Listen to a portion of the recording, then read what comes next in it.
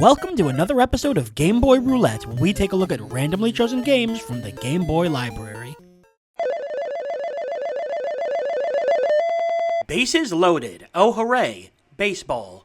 By my count, we're on our 7th baseball game for the Game Boy, and all I can do is sort of shrug and grab a bat. It's not that I dislike baseball games, they're not really my thing, but I still think that I can have fun with them when they're done well. The issue is more a meta one. They're so hard to talk about. A lot of them blend together in my mind to the point where none of them stand out. I can't tell you, for example, how Roger Clemens' MVP baseball is different from Frank Thomas's Big Hurt baseball. I think the ones that stand out more to me are any that try to do something a little bit different, something more like Super Mario Sluggers. Come to think of it, baseball has had a surprising lack of games that took things in new directions. Where the heck was our baseball version of Mutant League Football? Bases Loaded does have quite the pedigree behind it, though. Developed by Tosei, the company most well known for the Game & Watch Gallery series for Nintendo, the first game hit the NES in 1987 and was ported to the Game Boy 3 years later. The games weren't incredibly popular or anything, but clearly someone liked them because Bases Loaded ended up with 7 sequels. There was Bases Loaded 2 through 4 on the NES, then the Super Bases Loaded series with 3 more games on the SNES, and finally Bases Loaded Double Header for the PlayStation and Sega Saturn. I always associate the yearly sports games with Madden or EA, but Bases Loaded was doing it well before them. Unfortunately, though, it touched the Sega Saturn, which was pretty much a death knell for them. The box art is focused on a man who is very, very angry at me specifically. I think they were trying to go for a concentrated, focused squint, but instead he just looks pissed off at us for buying the game. Also, I love that a selling point of this game is that it features a whole 2 perspectives. We're off to the diamond once again. Let's warm up for Bases Loaded. Oh, yeah, and Jalico published this game too, by the way. Ooh, Bases Loaded. Wow, that... Is it just me or does that baseball look pissed? It looks angry and I think it has teeth? That's so weird. Alright, let's... USA mode or Japan... What? Huh. Hang on, I need to check. What's the difference? Apparently USA mode is more simplified and streamlined. Japan mode is more in-depth. Well, that's already kind of cool. Let's start with USA mode. Official game or non-official? Oh, I see. That's my team. I would like to be the West. West versus Rookie. Oh, I love this animation. Whoa. Oh, I have to hit A twice. Okay, let's try this again. A! Darn it. You have to hit A to stop. Or you have to hit A to pull your bat back. No! Wow, this is very, very simplified. What the? Hey! You can't do that! Oh boy.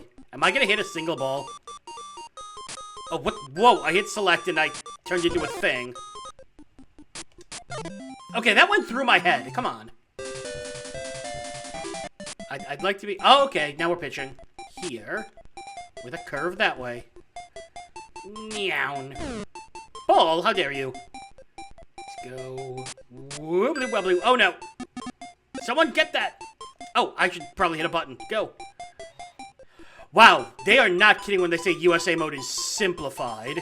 Wibbity wibbity woo.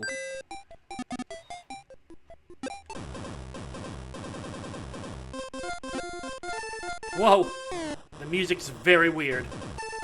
Oh god, this music is messing with me. Throw. How? I don't know, it's just sort of, it's doing its baseball thing, I think is the best way you can put it. But, boy, it is difficult. Again, this is against the rookie team. Am I gonna be pitching for the rest of my life? Yeah, they hit the ball effortlessly. There. I wonder if there's something I'm missing. I'm gonna check the guide. Okay, number 1, I'm not missing anything, and 2, I was wrong about the USA and Japan modes. That's in the NES version. This version, the only difference is whether it displays in miles per hour or kilometers per hour. They've hit every one of my pitches, and I was unable to hit a single one of theirs.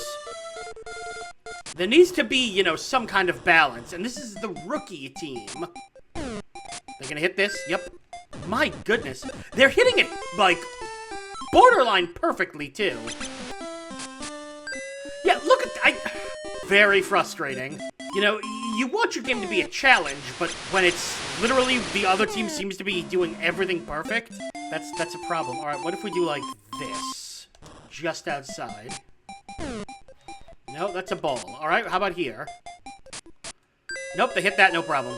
I think I'm gonna have to restart to get back to batting, because otherwise they're just gonna keep hitting home runs. Okay. Let's do Japan mode. Let's see if I can hit a single ball. This is slightly ridiculous. Oh, I hit something! Go, go, go, go, go.